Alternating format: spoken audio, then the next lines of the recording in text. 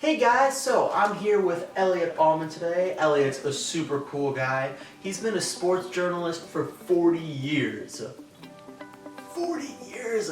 That's like over twice as long that I've even been alive. Can you believe that? It's impressive, honestly. Elliot has written thousands of articles. It's not even an exaggeration. There's just like a couple of his recent ones like on the table here. We were looking through them. This is actually one from Monday.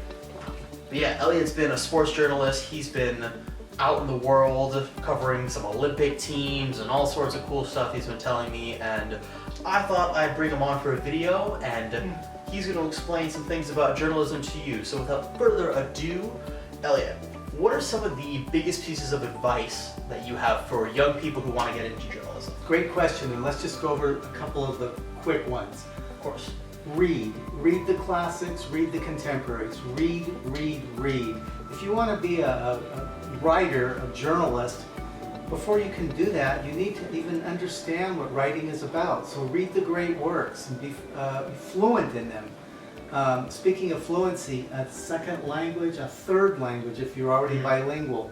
The more languages you know, the better off you are, because what we're trying to do is ask people questions, make them comfortable, and tell their stories. And as a storyteller, you need to have your subject super comfortable. So if you can speak their language, their native language, you've got a leg up. Those are two big things, and there's many, many more. Absolutely.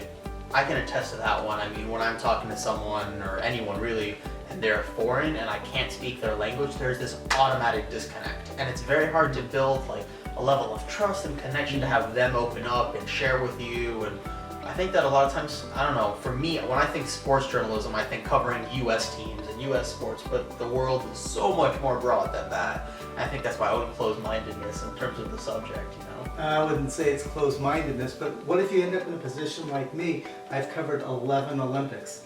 Wow. And you're covering the world. And I also cover the sport of soccer. Again, you're covering the world. Even in the United States, the team that I cover now has people fluent in 4, maybe 5 languages, just on the one team that I cover.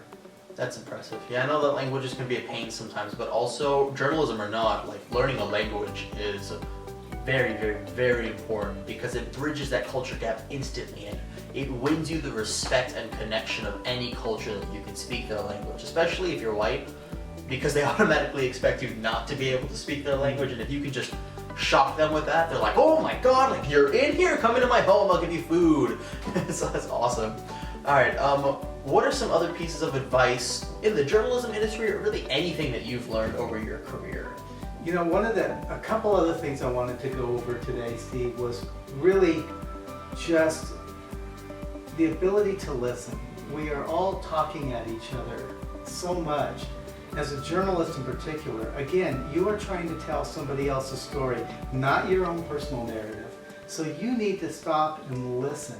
Listen for little clues and be very observant. While you're more patient and silent, you're able to use your other senses and pick up things to learn about the person, to paint a better portrait through words of that person.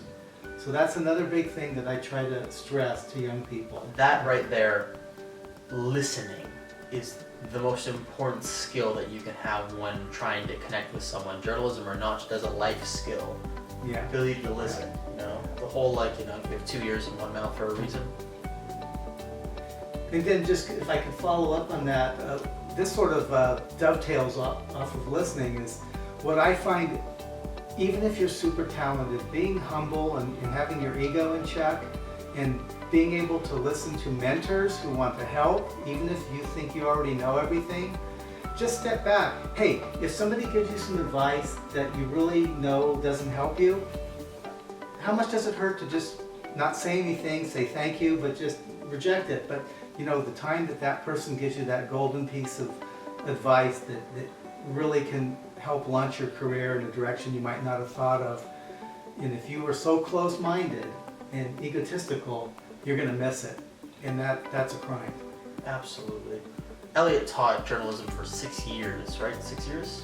Well, I taught in college for 3 years, and then I taught high school kids for 6 years. Yeah. Yeah. So he knows what he's talking about, and pay attention to the fact he's a high school teacher and he's telling you, yeah, you know what, you get some negative advice. If someone gives you the advice and you already know where it's not helpful, there's no point being rude. There's no point rejecting it, or no point thinking, oh, I'm better, I don't need to take that advice. Thank you, I appreciate it. That's an important skill. And I mention that because a lot of high school teachers think just because they're the teacher, whatever they say is like golden, and the kid must listen, and they automatically have the better opinion. Elliot's not like that.